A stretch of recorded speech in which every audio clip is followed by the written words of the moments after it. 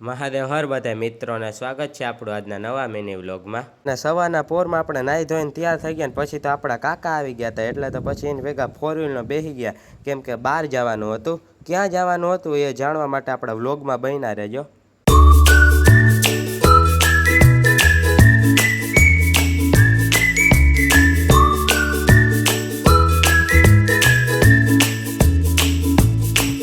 અને પછી તો આપણે જામનગર આવી ગયા, કેમ કે આપણા ફઈને નવું ઘર લીધું હતું એટલે સામાન બદલાવાનો હતો.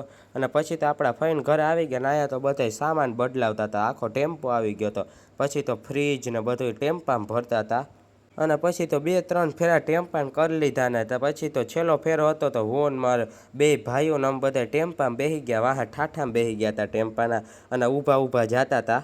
અને પછી તો ભૂખ બધાને લાગી ગઈ હતી, એટલે તો પછી બપોરે જમવા આવી ગયા, કેમ કે ભૂખ લાગી હતી એટલે જમવું તો પડે જ ને. પછી હું ને મારો ભાઈ ને બધા ખાવા વર્ગી ગયા.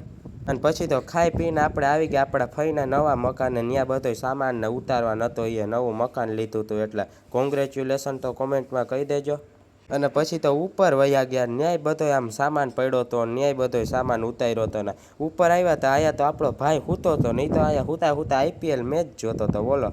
અને પછી તો આમ ઘરમાં તો કંટાળો આવતો હતો, એટલે તો ગાડી લઈને આમ નીકળી ગયા બહાર આટો મારવા માટે. અને જામનગરમાં આપણે તળાવની પાળે આવી ગયા, ત્યાં તો ભૂખ લાગી હતી. પછી તો મારો ભાઈ કે અહીંયા તો જોટો જોડતા આવશે. પછી તો આપણે કીધું કે જોટો શું હોય ટ્રાય કરીએ.